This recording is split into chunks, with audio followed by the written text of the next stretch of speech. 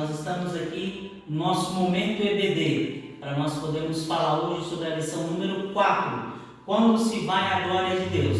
E para poder darmos essa aula, nós estamos com o nosso co-pastor, presbítero irmão Luciano, e o nosso presbítero Edivan. O nosso texto áureo se encontra em Ezequiel, capítulo 11, versículo 23. Vai falar assim: E a glória do Senhor se alçou desde o meio da cidade e se pôs sobre o monte que está ao oriente da cidade. A nossa verdade prática, ela vai falar assim: Deus abandona o templo e retira sua glória por causa das abominações do povo. Para começar então essa nossa lição, gostaria de perguntar ao nosso presbítero, irmão Edivan. Irmão Edivan, conceituar a glória de Deus, o que é? Olá, meus irmãos. Pai do Senhor, irmão Eliel, Pai do Senhor, a todos que estão ouvindo esse vídeo aula.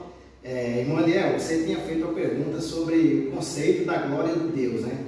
A gente pode observar aqui que na lição desse próximo domingo, o escritor ele traz alguns termos aqui, como a glória, o resplendor, o poder, a honra, a reputação. Só que na visão do profeta Ezequiel, a gente vai ter mais outro termo concernente a essa glória, né? Inclusive que é a palavra-chave da lição. A palavra-chave é glória, né? Então, o que você, irmão presbítero Luciano, vai acrescentar aí nesse comentário do primeiro tópico sobre a glória de Deus?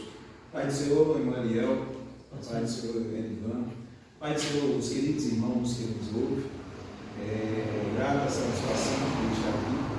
E como você perguntou, Edivan, e também já dando uma deixa aqui, né, sobre a palavra glória, né, na visão de Ezequiel, é o resplendor da presença do Senhor. E a gente vai ver na lição que a glória de Deus ela foi manifestada aos filhos de Israel ali na época de Moisés, na dedicação do tabernáculo, né? Isso está lá em Êxodo, capítulo 40, o 34 e o 35. Então, essa glória ela foi manifesta aos filhos de Israel e permaneceu na época do tabernáculo ali. E nós vamos ver que isso é tão fato, é tão interessante essa glória, e quando o tabernáculo, eles estavam caminhando no deserto ali, e eles paravam, né, a glória manifesta em forma de coluna, né, ela parava ali. Então era a hora do povo armar suas tendas. E uma coisa que chama a atenção é que o tabernáculo era armado e a glória permanecia sobre o tabernáculo. Uma coisa, presbítero Edivan e Eliel, que acontecia é que os filhos de Israel, conta a história, eles armavam suas tendas, né? E isso, 3 era dividido era 12, né? Dividido em 3, e suas tendas ficavam com as portas viradas para o tabernáculo. Por quê? Os filhos de Israel via a glória de Deus sobre o tabernáculo, e eles, ao sair para cultuar, para adorar o Senhor no tabernáculo, ao regressar à sua casa, eles entravam da maneira que saía. O que isso quer dizer? Eles não viravam as costas para a glória. E quando a glória ela levantava, né, ali sobre o tabernáculo, era tempo do povo sair, né, armar novamente as suas tendas, né, desarmar, melhor dizendo, e prosseguir a viagem. Então eles tinham essa glória constante no meio do povo, ali no arraial, e a presença no caminhar em direção à terra prometida, do percorrer do caminho. Então é interessante dizermos que a glória manifestada de Deus, ela se manifesta como coluna de fogo à noite e como coluna da nuvem de dia. Isso. Essa era uma das principais obras ou principais evidências da glória de Deus naquele momento ali em Moisés. Isso. Era Deus dizendo aos filhos de Israel o seguinte: eu estou no meio de vocês. A presença de Deus, né, estava constante ali no meio dos filhos de Israel enquanto peregrinava rumo à terra prometida.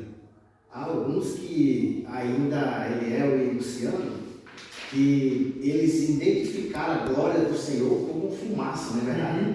Eu gostaria de estar lendo o texto bíblico que foi citado pelo Luciano, né?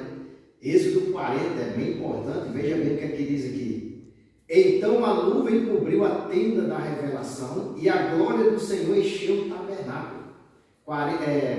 Versículo 35 diz, de maneira que Moisés não podia entrar na tenda da revelação, porquanto a nuvem repousava sobre ela e a glória do Senhor enchia o tabernáculo. Que maravilha, né, meus irmãos?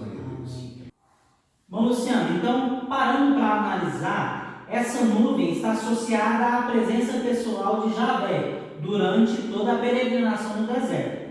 Se nós temos a glória de Deus conosco, é inevitável que possa acontecer algumas coisas, mas sobre a retirada da glória de Deus, o que nós podemos falar sobre isso? É possível que Deus se retire do local em que nós estamos, ou o que está acontecendo, ou o que pode acontecer, ou o que aconteceu? Sim, Eliel, essa sua pergunta é muito boa e me deixa bem à vontade a estar respondendo ela. E uma das coisas que a gente pode observar, a glória de Deus, sim, ela pode nos deixar, de estar conosco, né?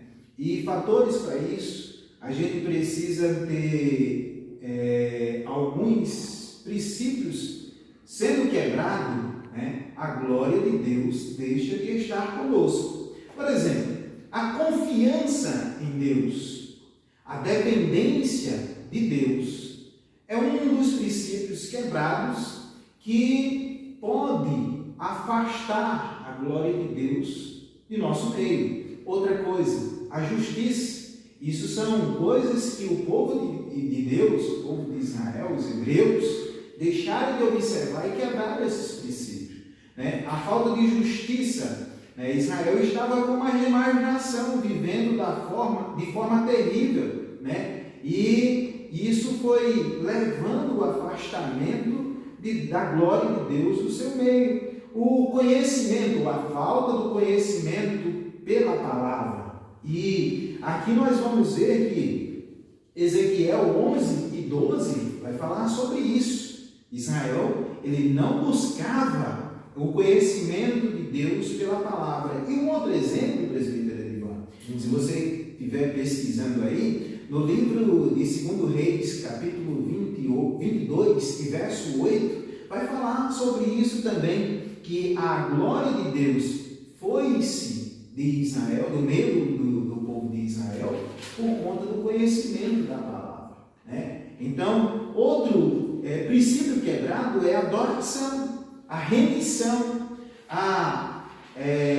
o prostrar-se, né? E reverenciar a outros deuses. Era isso que Israel estava fazendo nessa presente lição que estamos conceituando, que afastou a glória de Deus do meio deles. E isso serve de exemplo para nós hoje. Então nós vimos, a glória de Deus foi manifestada lá em Moisés, no tempo de Moisés, no deserto, e agora nós estamos vendo em Ezequiel.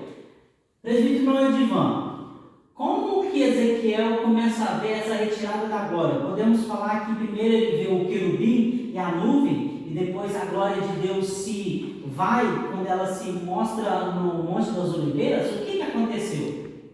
A gente percebe aí na visão do profeta Ezequiel, e nós vamos ver ao longo da lição no domingo, né?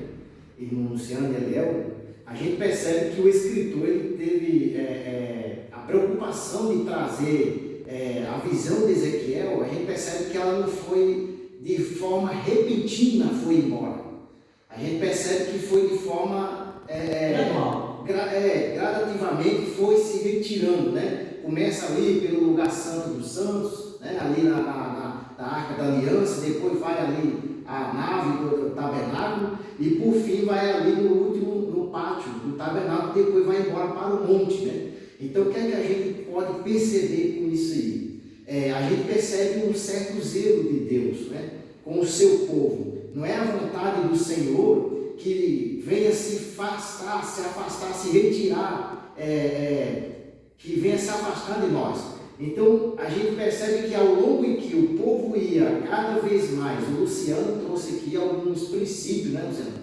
Que foram quebrados, né? A justiça, o conhecimento. A gente percebe que a Bíblia relata que quando o povo de Deus, Luciano, se achava em folga, em conforto, o povo começava a praticar o que era mal aos olhos do Senhor. Então, com isso, a gente tem um texto bíblico, Isaías 59:2, né?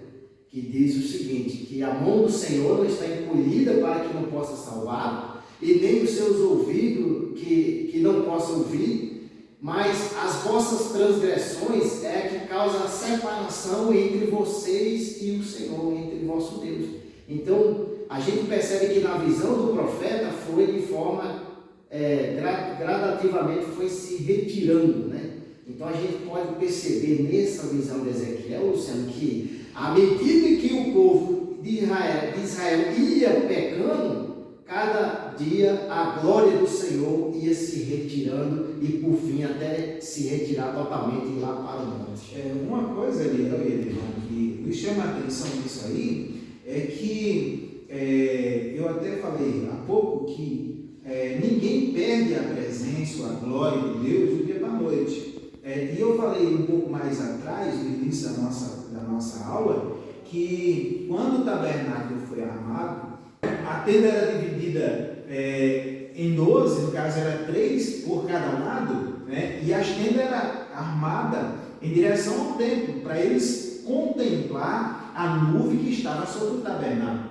Mas, como o presbítero Edvan falou, a glória ela foi saindo do meio do povo ou do templo e o povo não percebeu, porque os princípios foram quebrados e o povo não estava mais atento à presença de Deus. E Deus foi manifestando, né, a sua glória, querendo se manifestar a sua glória, de maneira que mesmo assim o povo não viu. A glória saiu, né, do átrio do Santo dos Santos, foi lá na porta, né, e o povo não percebeu. Voltou aos querubins e o povo não percebeu. E quando ela chega nos querubins e habita ali, e depois ela sai, vai embora para os montes, e o povo não percebeu. Então, o povo perdeu essa sensibilidade da presença de Deus, mas isso não foi do dia para a noite. Então, temos de ter muito cuidado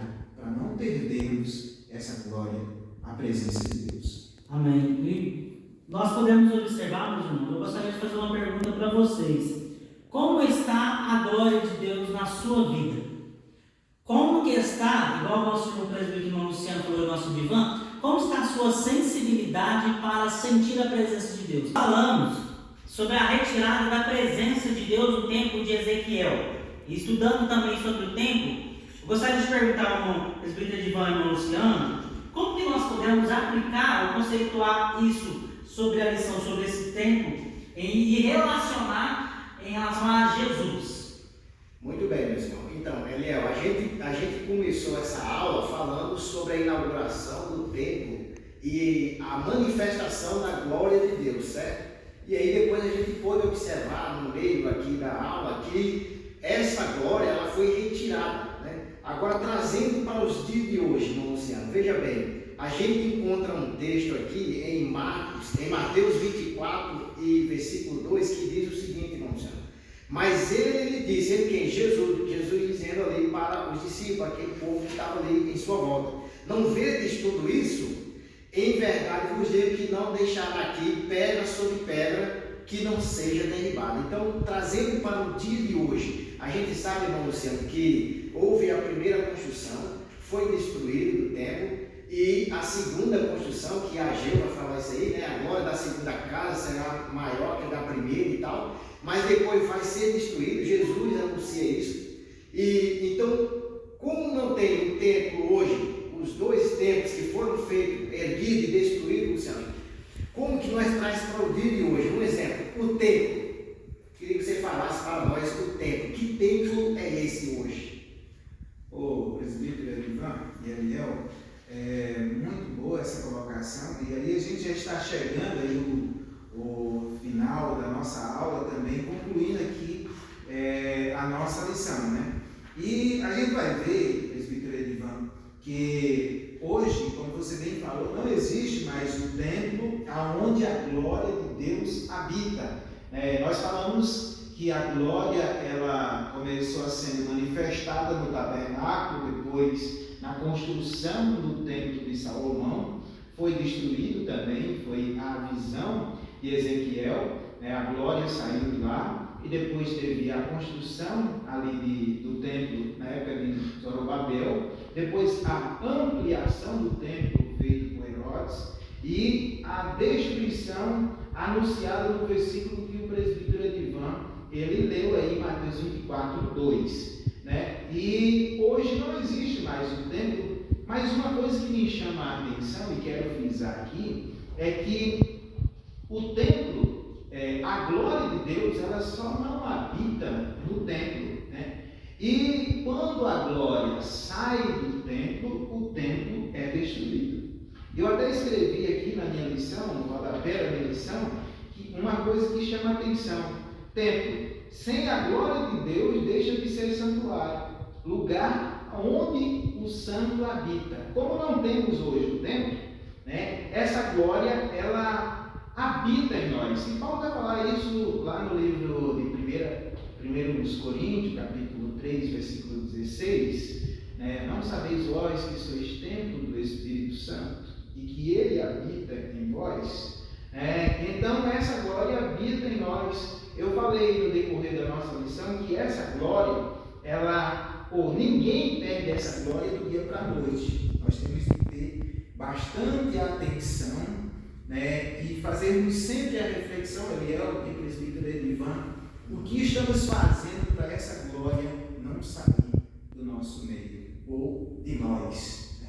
Então, essa é uma parte que a gente deve sempre refletir. O templo hoje somos nós, nós que temos a presença de Deus. E o que estamos fazendo para essa glória não sair de nós? Eliel, Edivan. Muito bem, antes do Eliel aí caminhar para o final, eu estava aqui ouvindo e estava aqui meditando. Quando Jesus está lá na cruz, irmão Eliel, e aí vai dar o brado, vai expirar, a Bíblia diz que o véu do templo ele se rasgou-se, de alto a baixo, e aí foi aberto o acesso à presença de Deus. Então a gente percebe que, e aqui eu faço até uma indagação, a partir daquele momento, então, a missão do templo foi concluída.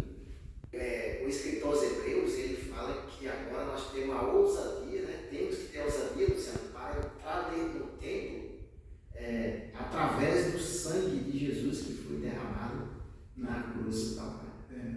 É muito interessante o que nós estamos falando, irmãos, porque foram duas gerações. A primeira geração, a geração de Moisés, passou também a geração de Salomão, feito o templo, e passou a geração também de Jesus, que teve o templo de Herodes, que nós vamos estudar. E agora, terminando, para finalizar nosso estudo, elas rejeitaram ambas a Deus.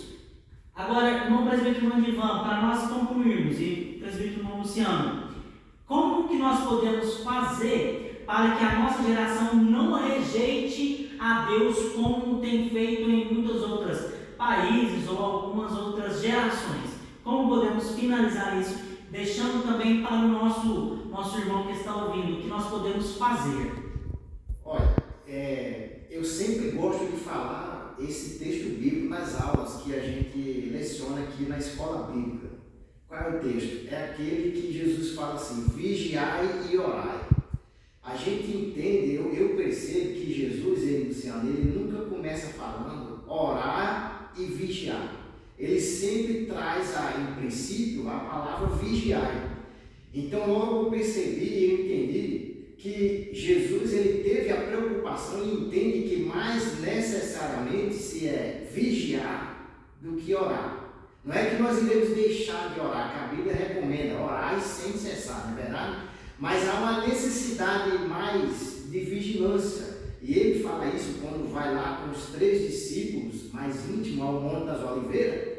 E ele afasta-se um pouco para lá e pede para aqueles 3 discípulos vigiar com ele. E ao retornar, encontra os discípulos dormindo, fatigados. E Jesus, entristecido com aquela situação, diz: mas vocês não conseguem vigiar um momento sequer? Então, dentro desse contexto, dessa pergunta que você está fazendo, irmão Luciano, eu entendo que, para nós não rejeitar como essas gerações que antecederam, rejeitaram, tiveram ali o templo construído, vivenciou aquilo ali, mas rejeitaram de uma modesta forma, a gente está sempre alerta, vigilante, orando a todo tempo, para que nós não venhamos rejeitar o Senhor, o nosso Deus Todo-Poderoso.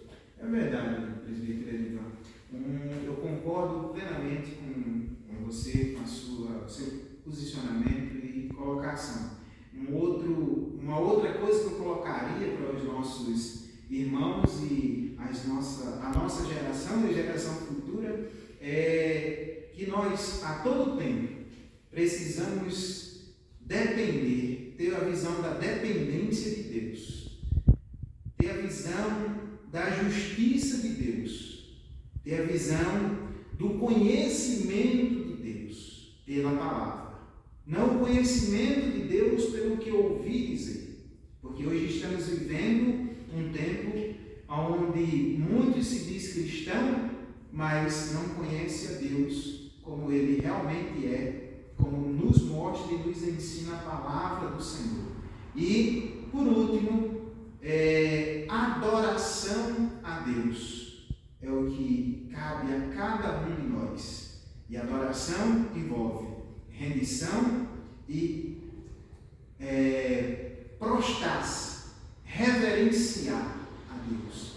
E isso que eu coloco para nós. Nós precisamos ter tudo isso para não afastar Deus de nossas vidas e permanecermos firmes até o dia da volta do Senhor Jesus. Amém. Glória a Deus. Nós estamos já ficando por aqui, mas eu gostaria de agradecer nossos presbíteros, irmão Divan, nosso presbítero que passou também, Luciano, e queremos convidar você, irmão. Nós vamos estudar, aprofundar mais também, lição agora de número 4, domingo, e você é o nosso convidado para fazer parte dessa abençoada lição. Nós vimos o que Deus vai fazer, o que Deus fez e o que Deus fará. Amém? Então, gostaria, muito obrigado, Luciano, muito obrigado, Divan, e nós da superintendência gostaríamos de convidar, fazer esse novo convite para você. Venha para a EBD, começa às 8h30 da manhã e termina às 10h15 da manhã. Deus abençoe a cada um, fique com Deus.